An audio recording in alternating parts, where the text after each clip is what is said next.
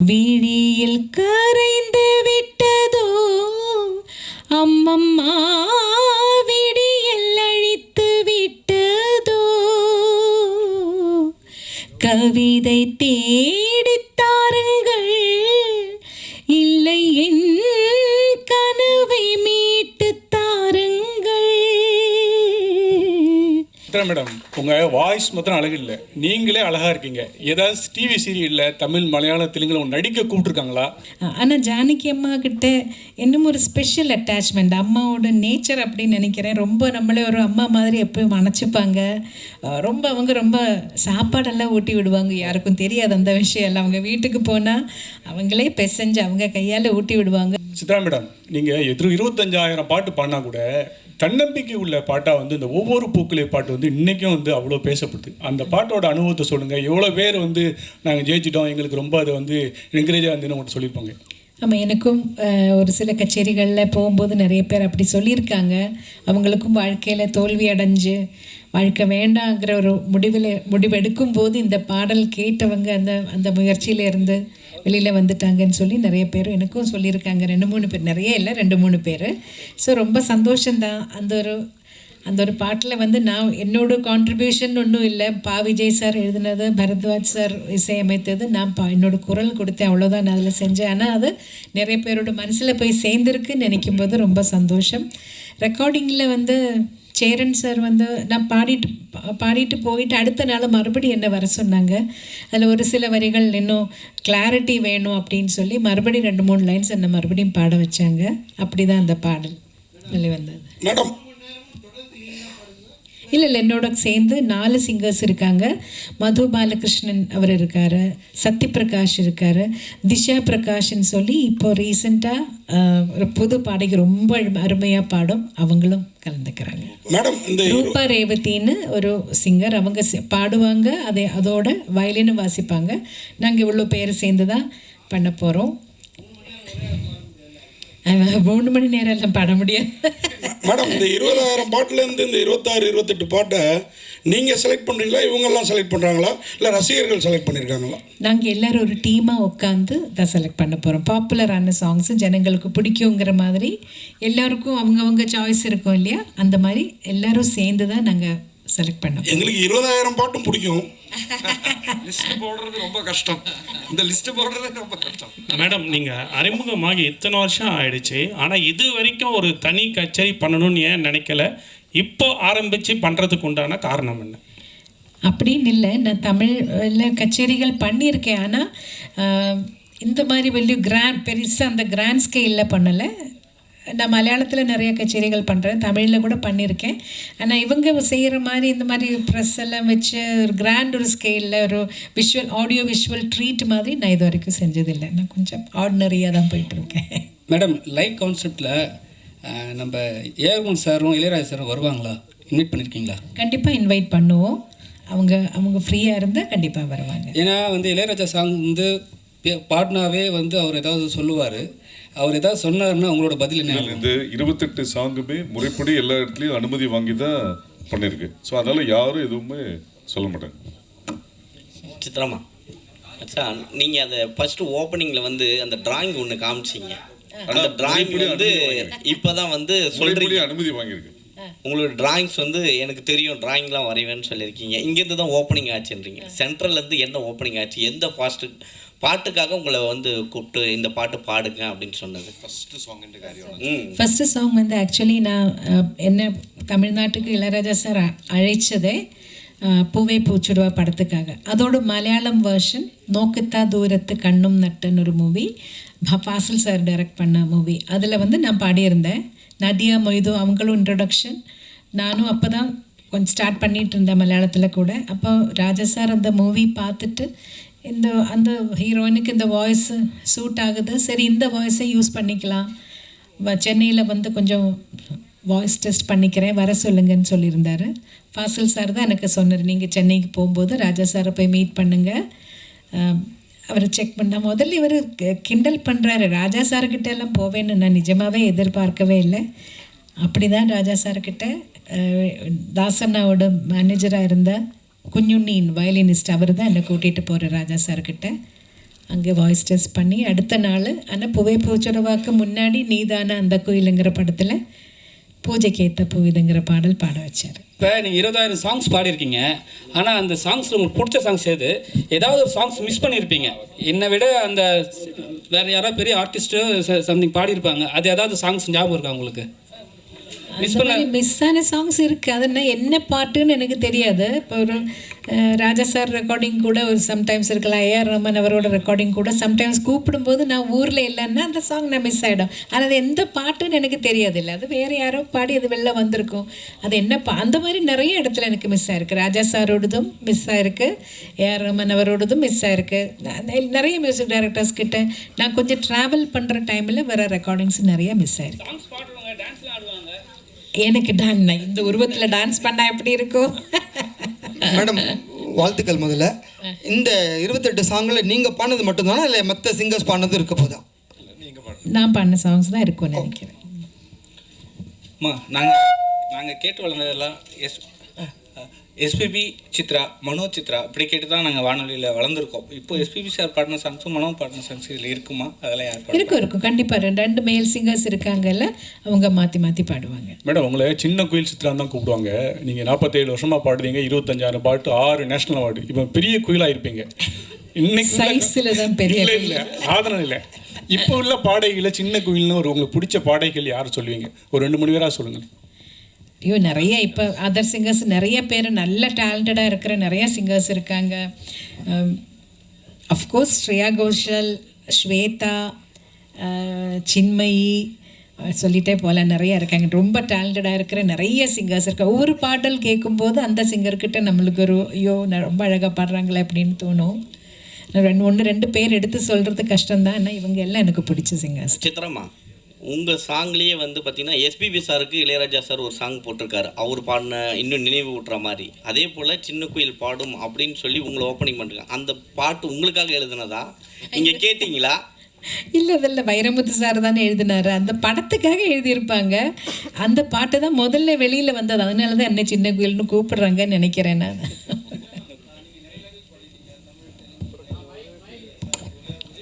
ஒரே நிமிஷம் பாலாஜி, ஒரு நிமிஷம் மைக்கில் பேசுங்க. சித்ரா மேம் வணக்கம் அண்ட் வாழ்த்துக்கள். நீங்கள் நிறைய லாங்குவேஜ் பாடிருக்கீங்க, எஸ்பெஷலி தமிழ், தெலுங்கு, மலையாளம், கன்னடம், ஹிந்தி, அசாமி, ஒரியா, குஜராத்தி, போஜ்பூரி, ஹரியான்வி, துளுன்னு மிஸ் பண்ண லாங்குவேஜ் எது? நீங்கள் இந்த லாங்குவேஜ் மட்டும் பாடாமல் விட்டுட்டோம். ஏன்னா இந்தியன் லாங்குவேஜில் எல்லாமே பாடியிருக்கீங்க. பஞ்சாபியும் பாடியிருக்கேன். ஆமாம், எந்த லாங்குவேஜ் மிஸ் பண்ணிட்டீங்க? குஜராத்தி பாடலன்னு நினைக்கிறேன். சரி, இன்னொரு கேள்வி. நீங்கள் எது பாடினாலும் அந்த வார்த்தைகள் ஸ்பஷ்டமாக இருக்கும், அந்த லாங்குவேஜ் வந்து அவ்வளோ உணர்ந்து பாடுவீங்க. என்ன லாங்குவேஜில் எழுதி பாடுவீங்க ஜென்ரலாக? நான் இப்போ எனக்கு தமிழ் எழுத படிக்க தெரியும், தெலுங்கும் நான் எழுதி படிப்பேன், ஹிந்தியும் நான் வரும்போதே எங்களுக்கு கேரளாவில் ரொம்ப மஸ்ட்டாக ஹிந்தி கற்றுக்கணும் எல்லோரும். அதனால் ஹிந்தி எழுத படிக்க தெரியும், பேச தான் வராது. என்னென்னு அந்த பழக்கம் இல்லாதனால என்னோடய புக்கில் நான் எழுதிக்கும் போது நான் மலையாளத்தில் தான் எழுதுறேன்னா எனக்கு இன்னும் மோர் ஈஸியர். அதனால ஒரு ஃபைனல் கொஸ்டின். நீங்கள் பாட ஆரம்பிக்கும் போதெல்லாம் ஃபுல் ஆர்கெஸ்ட்ராவோட எல்லா ரித்தம் செக்ஷன் எல்லாமே சேர்ந்து வாசிப்பாங்க. மேல் சிங்கர், ஃபீமேல் சிங்கர் வந்து போட்டி போட்டு பாடுவாங்க. இவங்க ஒரு சங்கதி போட்டு அவங்க ஒரு சங்கதி போட்டு அப்படியே அந்த பாட்டு அவ்வளோ அழகாக வரும். பட் இப்போ நீங்கள் வந்து ஒரு பஞ்சிங் சிஸ்டமில் நீங்கள் தனியாக பாடுறீங்க, வயலின் தனியாக எடுக்கிறாங்க, கிட்டார் தனியாக எடுக்கிறாங்க, ஃபுல் ஆர்கெஸ்ட்ரேஸ் தனியாக எடுக்கிறாங்க. அந்த ஃபீல் மிஸ் ஆகுதுன்னு நினைக்கிறீங்களா? அப்போ பாடும்போது இருந்த அந்த ஒரு உயிர் கண்டிப்பாக அந்த ஃபீல் மிஸ் ஆகுதுன்னு தான் சொல்லுவேன் நான். அது வந்து அப்போல்லாம் ஒரு குடும்பமாக எல்லாரும் மியூசிஷியன்ஸ் எல்லோரும் என்னை விட ரொம்ப ரொம்ப சீனியர் மியூசிஷியன்ஸ் எல்லாம் இருந்து அவங்களோட அட்வைஸும் எனக்கு கிடச்சிட்டு இருந்தது. நான் சின்ன பொண்ணாக பாட ஸ்டார்ட் பண்ணும்போது பெரிய பெரிய வீணா பிளேயர்ஸ், அந்த மாதிரி மிருதம் வாசிக்கிறவங்க, சீனா குட்டி சார், அந்த மாதிரி இவங்க எல்லாம் பெரிய சீனியர்ஸ் இருந்தாங்க. இவங்க எல்லாம் வந்து அட்வைஸ் பண்ணுவாங்க அந்த டைமில் எல்லாம் ஏதோ. அப்போ எனக்கு ஒரு கிளாஸ் அங்கேயே கிடச்சிட்டு இருந்தது. முதல்ல ரெக்கார்டிங், லைவ் ரெக்கார்டிங் நடந்துட்டு இருக்கும்போது ஒரு குடும்பமாக இருந்து எல்லோரும் இப்போ பிரிஞ்சு போன மாதிரி, இப்போ யார் யார் இருக்காங்க, யாராடி உயிரோடு இருக்காங்கன்னு கூட தெரியாத மாதிரி ஆகிப்போச்சு. இப்போ அதில் ஒரு பெரிய ஒரு சங்கடம் எனக்கு உண்டு. ஏன்னா எல்லோரும் அந்த ஒரு குடும்பமாக இருந்த அந்த ஒரு யூனிட்டி போயிடுச்சுன்னு நினைக்கிறேன். இப்போ எல்லோரும் தனித்தனியாக ஒரு இடத்துல ரெக்கார்ட் பண்ணுறாங்க. கூட யார் மேல் சிங்கர்னு கேட்டால் கூட சம்டைம்ஸ் டிசைட் பண்ணலை, இனிமே தான் டிசைட் பண்ணணும்னு கூட சொல்லுவாங்க. ஸோ எல்லாமே அப்படி ஒரு தனிமையிலே ஆகிப்போச்சு. ஃபைனலாக ஜானகி அம்மா பற்றி ஒரு வார்த்தை சொல்லுங்கள். சேர்ந்து நிறைய பாடல் பாடியிருப்பீங்க, ஃபீமேல் டுவைட்லாம். ஜானகி அம்மாவோட நிறைய சேர்ந்து பாடலை, 2-3 சாங், மேபி ஒரு 5-6 சாங்ஸ் அம்மாவோட சேர்ந்து பாடியிருப்பேன். ஆனால் என்னோட வாழ்க்கையில், என்னோட கெரியரில் அவங்களோட இன்ஃப்ளூயன்ஸ் ரொம்ப இருக்குது. நான் பிறந்ததுல இருந்து கேட்டு வளர்ந்தது சுஷீலம்மா, ஜானகி அம்மா, வாணி அம்மா, ஜமுனா ராணி அம்மா, ஜிக்கி அம்மா, அவங்களோட பாடல்கள் கேட்டு தான் வளர்ந்தேன். ஆனால் ஜானகி அம்மா கிட்ட இன்னும் ஒரு ஸ்பெஷல் அட்டாச்மெண்ட், அம்மாவோட நேச்சர் அப்படின்னு நினைக்கிறேன். ரொம்ப நம்மளே ஒரு அம்மா மாதிரி எப்பவும் அணைச்சிப்பாங்க. ரொம்ப அவங்க ரொம்ப சாப்பாடெல்லாம் ஊட்டி விடுவாங்க, யாருக்கும் தெரியாது அந்த விஷயம் எல்லாம். அவங்க வீட்டுக்கு போனால் அவங்களே பிசைஞ்சு அவங்க கையால் ஊட்டி விடுவாங்க. ஸோ அதெல்லாம் வேறு எங்கேயுமே கிடைக்காது. என்னோட பெத்த தாய் கொடுத்ததுக்கப்புறம் ஜானகி அம்மா தான் கொடுத்துருக்காங்க. ஸோ அதெல்லாம் எனக்கு ரொம்ப ஸ்பெஷல். அதனால் அவங்களுக்கு எப்போவுமே என்னோட மானசீக குருவாக என்னோட மனசில் ஒரு ஸ்பெஷல் இடம் உண்டு. ரொம்ப நன்றி, தேங்க்யூ. 2 வரிகள் எங்கே எனது கவிதை உங்கள் குரலை கேட்டால் சந்தோஷம். நன்றிம்மா. எங்கே எனது கவிதை, கனவிலே எழுதி மடித்த கவிதை, எங்கே எனது கவிதை, கனவிலே எழுதி மடித்த கவிதை, விழியில் கரைந்து விட்டதோ அம்மம்மா, விடியல் அழித்து விட்டதோ, கவிதை தேடித் தாருங்கள், இல்லை என் கனவை மீட்டு தாருங்கள், எங்கே எனது கவிதை, கனவிலே எழுதி மடித்த கவிதை. சித்ரா மேடம், உங்கள் வாய்ஸ் மாத்திரம் அழகு இல்லை, நீங்களே அழகாக இருக்கீங்க. ஏதாவது டிவி சீரியலில் தமிழ், மலையாளம், தெலுங்குல நடிக்க கூப்பிட்ருக்காங்களா? அப்புறம் ஏன் இவ்வளோ நாள் மியூசிக் டைரக்டர் ஆகலை? மியூசிக் டைரக்ஷன் அல்ல, அதுக்கு ஒரு தனி திறமை வேணும். ஒரு சிச்சுவேஷன் சொல்லி அதுக்கு தகுந்த மாதிரி ஆப்டாக ஒரு மியூசிக் க்ரியேட் பண்ணுறதுக்கு ஒரு தனிமை, என்ன அதுக்கு ஒரு டேலண்ட் வேணும். அந்த அளவுக்கு டேலண்ட் எனக்கு இல்லைன்னு நினைக்கிறேன். நான் ட்ரை பண்ணியிருக்கேன். சின்னதாக ஒரு ஸ்லோகம் கொடுத்தா ஒரு ராகம் பேஸ் பண்ணி எல்லாம் சும்மா பாடலாம், அது எனக்கு பிரச்சனை இல்லை. பட் ஒரு சிச்சுவேஷனுக்கு மியூசிக் க்ரியேட் பண்ணுற மாதிரி அந்த அளவுக்கு எனக்கு தெரியாது ஒன்றும். இன்னொரு விஷயம் என்ன கேட்டீங்க? நடிப்புக்கு கேட்டாங்க, ஒரு 2 படத்துக்கு மதர் கேரக்டருக்கு வர முடியுமான்னு. எனக்கு ஆனால் அந்த ஒரு ஆக்டிங் ஃபீல்டு எனக்கு அவ்வளோ ஒரு கம்ஃபர்டபுளாக இல்லை. இதே போதும், இது இப்படி இருந்தால் போதும்னு நினைக்கிறேன். தேங்க்யூ.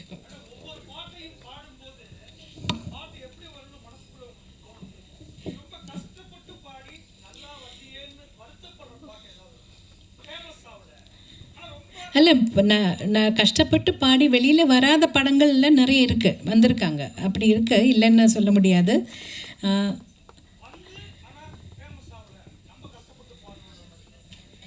அந்த மாதிரி நினச்ச அளவுக்கு ஒரு வெற்றிகரமாக போகாத படங்கள் இருக்குது. எதுன்னு இப்போ நீங்கள் கேட்டால் டக்குன்னு எனக்கு சொல்ல முடியலை. பட் இருக்குது அந்த மாதிரி. நல்லா வரணும்னு நினச்சிக்கிட்டது எங்கேயுமே எட்டாமல் போன சாங்ஸ் கூட வந்திருக்கு நிறையா. கஷ்டப்படுறது எல்லா பாட்டுக்கும் ஒரே மாதிரி தான் நம்ம எஃபர்ட் போட்டு தான் பாட போகிறோம். எதுவுமே ஈஸியாக பண்ணி இது கிடையாது. எல்லாத்துக்கும் அதோட ஒரு நம்ம எஃபர்ட் கண்டிப்பாக போட்டு தான் ஆகணும். சித்ராமா ஆக்சுவலாக உங்கள் கூட வந்து சொல்லுங்கள் சார்.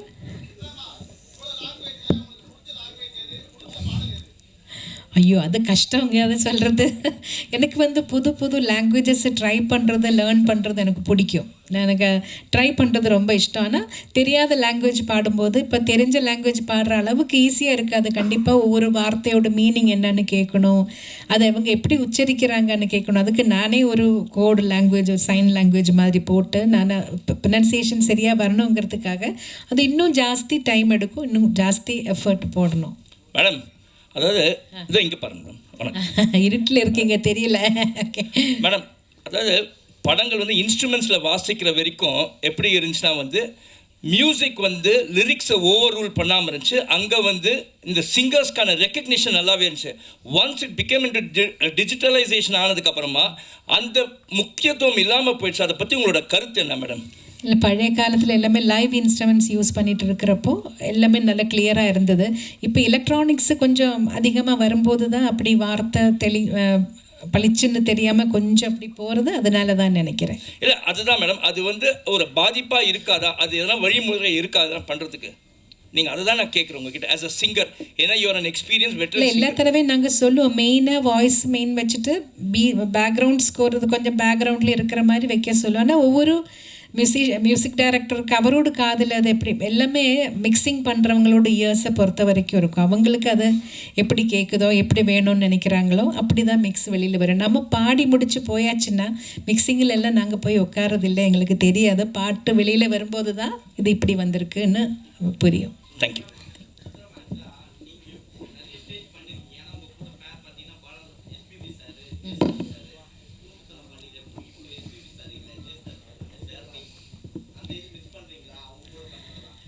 கண்டிப்பாக மிஸ் பண்ணுறோம். நான் ஸ்டார்ட் பண்ணது ஜெயசுதாஸ் சாரோட. அவர்கிட்ட இருந்து ஒவ்வொரு கச்சேரியில் ரெக்கார்டிங்கில் கூட பாடின அனுபவமே எனக்கு என்னோடய மியூசிக்கல் ஜேர்னியில் ரொம்ப ஹெல்ப் பண்ணியிருக்கு.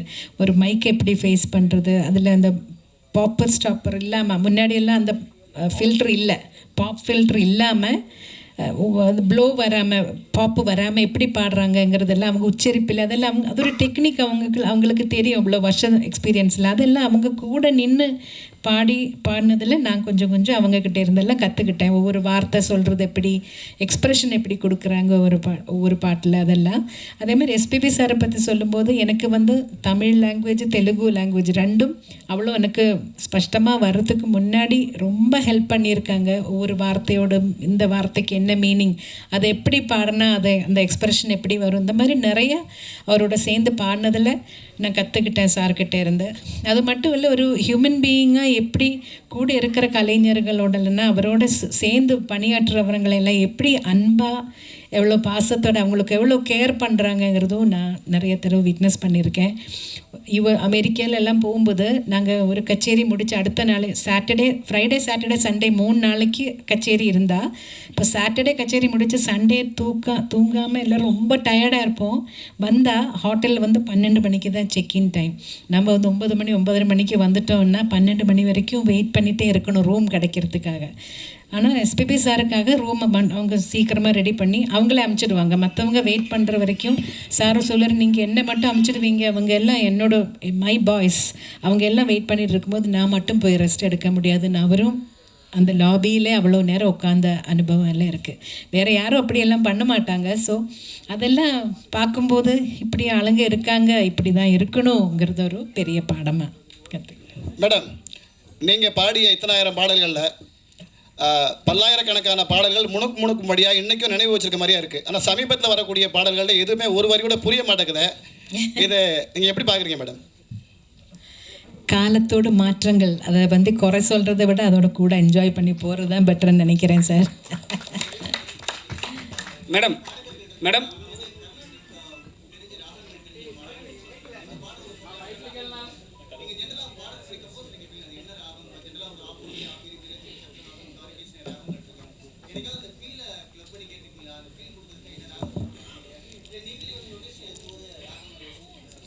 ஓரளவுக்கு பாட்டு கேட்கும்போது என்ன பேஸ் பண்ணியிருப்பாங்கன்னு தெரியும். ஆனால் பியூர் கர்நாடிக் மியூசிக்கிலே ஒரு ராகத்தை மட்டும் பேஸ் பண்ணி வர்ற சாங்ஸ் அந்த மாதிரி மியூசிக்கல் ஃபிலிம்ஸில் மட்டும்தான் மோஸ்ட்லி அப்படி இருக்கும்.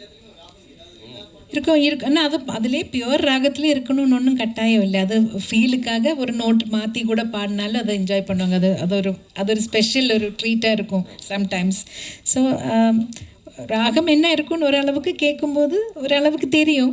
ஏதாவது தெரியாத ராகமாக இருந்தால் சாரே சொல்லுவார், இது இந்த மாதிரி ராகத்தில் பண்ணியிருக்கேன், இது நோட்ஸ் இப்படி வரும்னு அவர் முதல்ல சொல்லுவார். மேடம் இப்போ நீங்கள்லாம் வந்து கஷ்டப்பட்டு பாடி ஜெயிச்சு வந்திருக்கீங்க. இப்போ வர ஆர்டிஸ்டெல்லாம் வந்து அவங்களே தன்னிச்சையாக பாடி பெரிய லெவலில் பேசப்படுது. அதை நீங்கள் எப்படி பார்க்குறீங்க? ஏன்னா ஸ்பெசிஃபிக்காக தனுஷ் சார் சிம்பு சார்லாம் பாடினாவே மில்லியன் வியூஸ் போகுது. நீங்கள் அதெல்லாம் எப்படி பார்க்குறீங்க? ஏன்னா கஷ்டப்பட்டு வந்துடுவீங்க, அதுக்காக கேட்குறேன். இல்லை, ஒரு படத்தில் அவங்க எல்லாரும் கஷ்டப்பட்டு தான் பாடுறாங்க. அவங்கவுங்க படத்தில் அவங்களே பாடணுன்னு அவங்க ஆசைப்படும் போது அவங்க பாடட்டுமே, அதில் இப்போ என்ன நம்மளுக்கு ஒன்றும் இல்லை. எனக்கு வர வேண்டிய பாடல்கள் வருது, நான் சந்தோஷமாக எனக்கு என்னால் என்ன முடியுமோ அதை பாடி கொடுத்துட்டு போயிட்டே இருப்பேன். மேடம், இங்கே திரைப்பாடல்களை தாண்டி நிறைய கர்நாடிக் பாடல்களும் நிறையா சிங்கர்ஸ் பாடுறாங்க. நீங்கள் அது மாதிரி மேடை கச்சேரிகள்லாம் பண்ணியிருக்கீங்களா? நான் 2 கச்சேரி தான் பண்ணியிருக்கேன். ஒன்று திருவையாறில் ஒரு தடவை பாடினேன். அப்புறம் கேரளாவில் சூர்யா ஃபெஸ்டிவல்னு ஒரு பெரிய ஃபெஸ்டிவல் நடக்கும். எல்லா மியூசிஷியன்ஸும் டான்சர்ஸ் எல்லாம் அங்கே வந்து பெர்ஃபார்ம் பண்ணியிருக்காங்க. அதுலேயும் ஒரு தடவை பண்ணேன். எனக்கு என்ன ப்ராப்ளம் வந்ததுன்னா அட் எ டைம் ரெண்டுமே கொண்டு போகிறது ஃபீமேல் சிங்கர்ஸுக்கு கொஞ்சம் கஷ்டம். வாய்ஸோட டெக்ஸ்டரில் சின்ன சின்ன டிஃப்ரென்சஸ் வருது. அதனால தான் நான் இப்போ நிறைய ஃபிலிம் சாங்ஸில் பிஸியாக இருந்ததுனால அதிலே கொஞ்சம் ஜாஸ்தி கான்சென்ட்ரேட் பண்ணேன்.